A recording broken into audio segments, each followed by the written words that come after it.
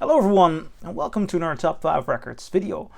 Today I'm going to be talking about one of the most exciting records in rock and roll history. Buddy Holly's 1958 self-titled album, Buddy Holly, and I just love that record. It's so dynamic, it has such a brilliant diversity of songs there. And I've been looking for the best sounding version for a very long time. And today I'm going to take you on my journey of finding these pressings. In short, here I have 4 different versions of the album. Here I have a 1985 mono pressing in the Rainbow series, a British pressing.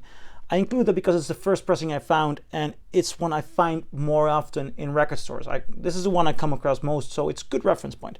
Then a first UK mono, a 1995 audiophile pressing mastered by Kevin Gray, and my most recent find, a original version from the US mono 1985. So I'm gonna kick off with my experience with this MC Coral Rainbow series. When I first found it, I was just very happy. I found it in London at a market for about $5, and it was very tough for me to find a pressing of this at first. So I was so happy to find one that was actually mono. This is from the 80s mono era, in which they started to reissue original mono pressings from some of those rock and roll albums. I'm so happy they did it in mono, but this 1985 MCA Records Rainbow Series pressing, it is okay, just okay. There's a little bass there, but most notably, and in that regard, I think a horrible mistake they made, they added a load of reverb. A load of reverb, which messes with the sound, the feeling. There's also certain harshness in the higher frequencies here. So for $5, if you can't find any different, it's understandable if you buy it, but continue your search. Continue your search, because the second time I was in London, just a couple of meters away from that marketplace, I went to a basement where they also sold records. It was East London. Some people may know it. I found this also for $5, and this is the first British pressing from 1958 with a fold back sleeve or flip back sleeve. How do you say it? First British pressing in pretty good condition. There's some sun damage on this record, but that's okay. And comparing it, the difference is major. Also on Discogs, the Rainbow Series one goes for about a median of €11.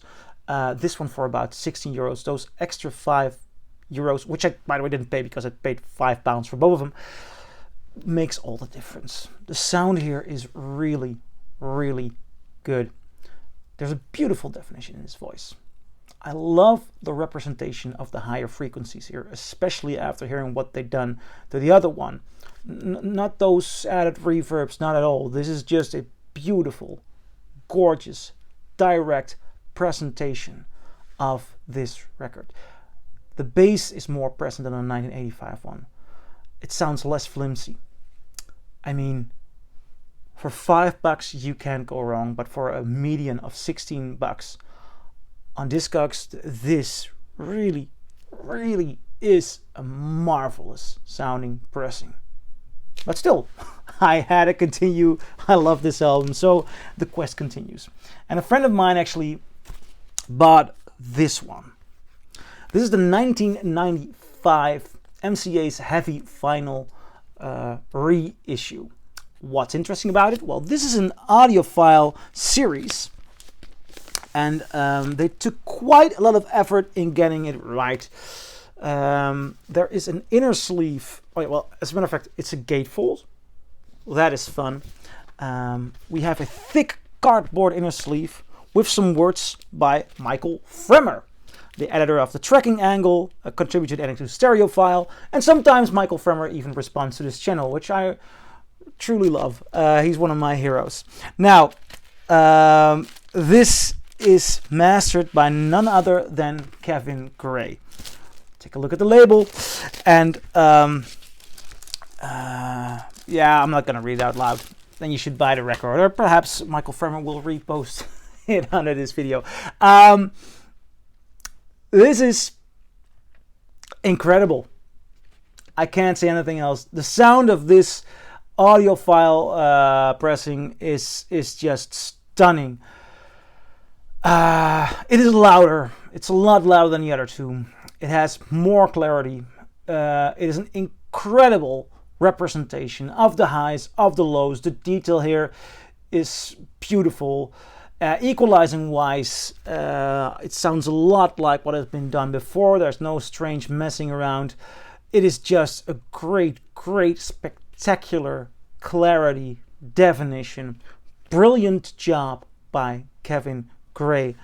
The entire packaging here, this is done with a lot of love, and the sound it's so clear. I just couldn't imagine listening to it with this clarity.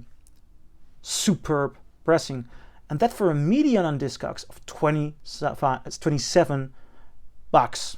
27 bucks, and you can listen to it in this quality. Astonishing.